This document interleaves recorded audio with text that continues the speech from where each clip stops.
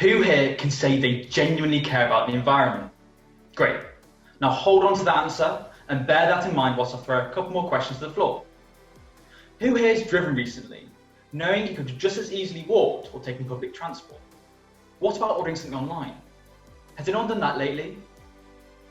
Far too often I see influencers flock to Instagram to show off their questionable vegan meal with this air of arrogance, giving the impression they feel like they've single-handedly saved the environment. Right before jumping to the Range Rover, that emits the same amount of CO2 as a small town. Or the Silicon Valley tech company that will put a couple of recycling bins in their canteen. Right, but then will happily proceed to wipe out a small species of frog when building a factory in Asia. See, this is what I don't understand. How can we say that we care for the environment when we're repeatedly doing things that we know for a fact harm it? Because we do know, let's be honest. I'll tell you why. It's convenience. It's all about convenience. Humanity has never been in the position we find ourselves in right now. We're at the pinnacle of technological innovation. Yet despite the digitization of society, we're heading towards disaster. Even today, digital makes up 4% of global emissions. And yes, that means by watching this video, you are contributing to that. But wait, before you log off, just please wait till I finish my talk. The good news is, despite this, digital has the potential to reduce emissions by up to 20%. So how can we even begin to consider being post-digital when we're so far from this? When digital is still largely a hindrance instead of an aid? Now, before I lose you all, I refuse to stand here and preach that I'm perfect, because I'm not. Far from it. And I promise, I wasn't always this jaded. In 2012, I was fortunate enough to join 10 friends and travel to Ecuador and the Galapagos Islands for a month. Let me tell you, it was beautiful. The closest I've ever come to utopia. I scaled the rugged peaks of the Andes. I battled through the thick vines of the Amazon rainforest. And I swam alongside turtles in the warm waters of the Galapagos. For me, it was a once-in-a-lifetime opportunity. And then, as quickly as it started, I found myself back in the UK. I remember standing inside a grotty service station, examining the select magazines for the final leg of my return journey home. Amidst a cheering celebration of the London Olympics, something caught my eye. Headlines of newspapers saying the Ecuadorian government were contemplating the closure of the Galapagos borders. Those same islands I just stepped off of not 24 hours ago. I learned that this was due to the devastating impact that visitors had to the island, causing irreversible damage to the local ecosystems. Initially, I was struck with a sense of luck. I thought that I was fortunate I was able to visit just before that happened. But then it dawned upon me. I played my part in this, and whilst I had the mindset that I was doing good, I was simultaneously contributing to this issue, so much so that this drastic action now had to be taken. Now, we all know that we need to change. However, I think the reason we're not acting with more urgency is because much of the devastation is only just starting to be seen close to home. The worst damage is happening in far-flung destinations, many of whom are struggling to cope with this wave of environmental change. So, let's change how we view this. Instead of Ecuador or Bali closing, let's begin to imagine somewhere a little closer to home. Imagine the Lake District, closed. Imagine Cornwall, closed.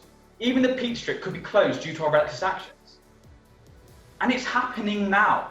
Interest groups, as we speak, are lobbying Parliament, begging for parts of Snowdonia to be closed in order to stop the ruin and devastation before it's too late.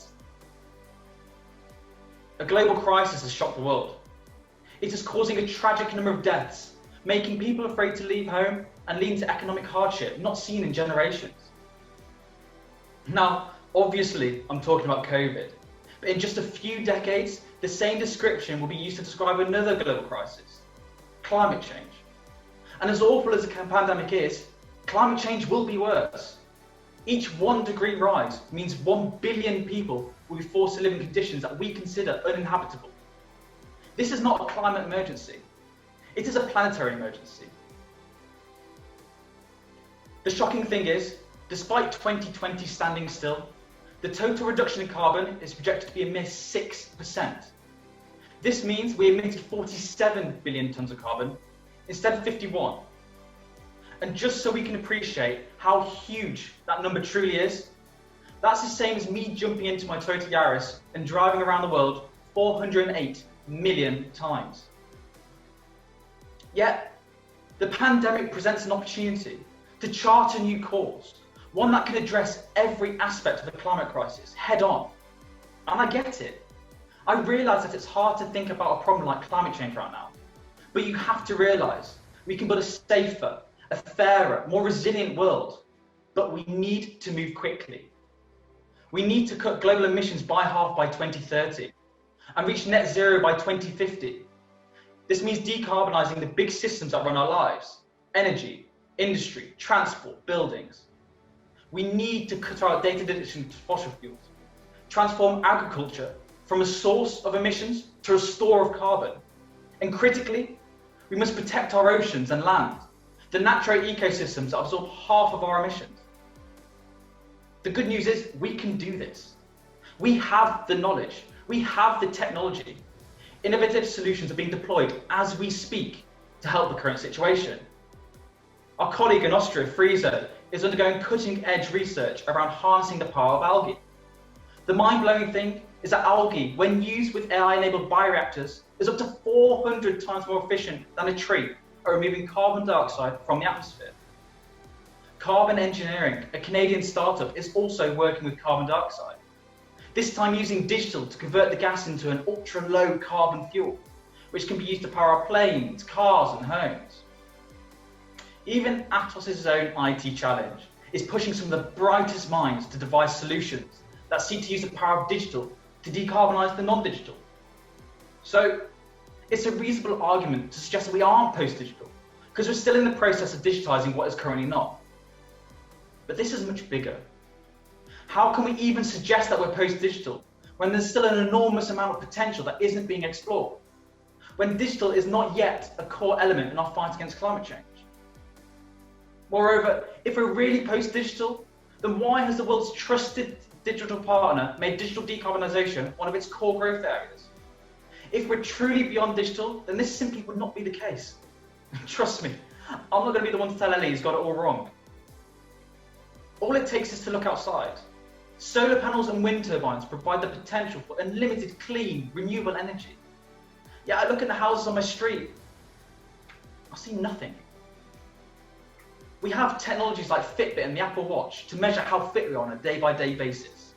They allow you to track your fitness journey and provide actionable insights that help you achieve your goals. Apply this technology to the climate. Let us accurately measure our carbon footprint and give visibility on how our actions are truly impacting the Earth. Only then will we be informed and be able to move forward. We can do this for business too.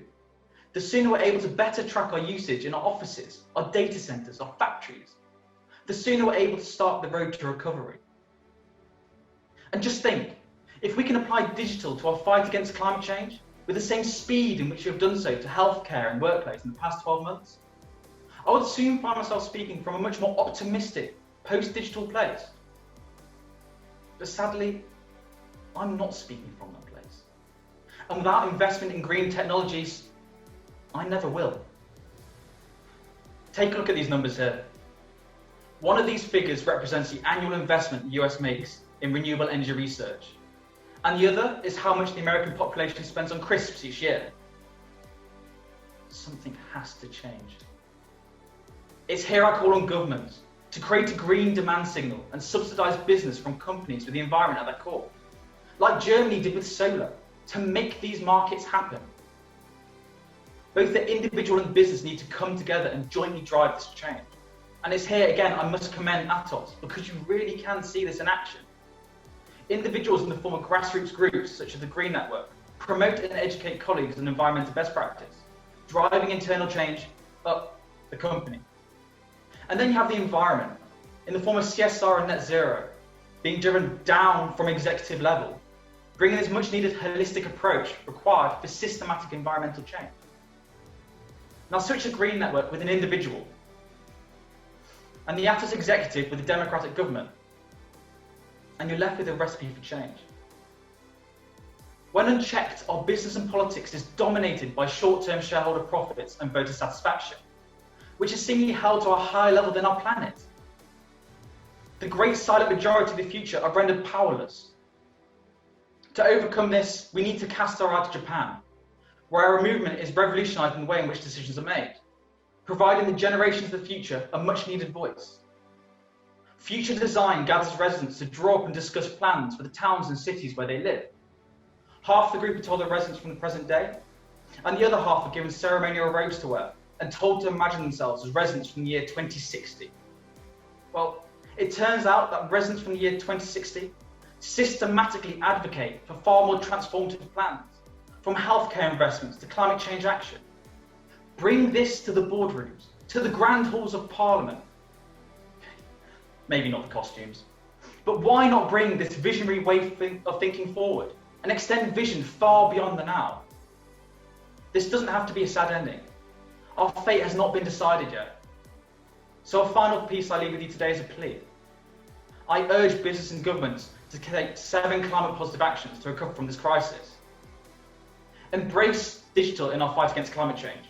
Invest in green jobs and stop investment in polluting industries. End fossil fuel subsidiaries and put a price on carbon.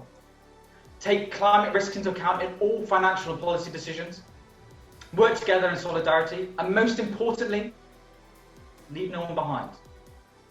Hashtags aren't going to plant trees. Retweets aren't going to save the oceans. It's us that have the power to change the course of history, and digital is the answer.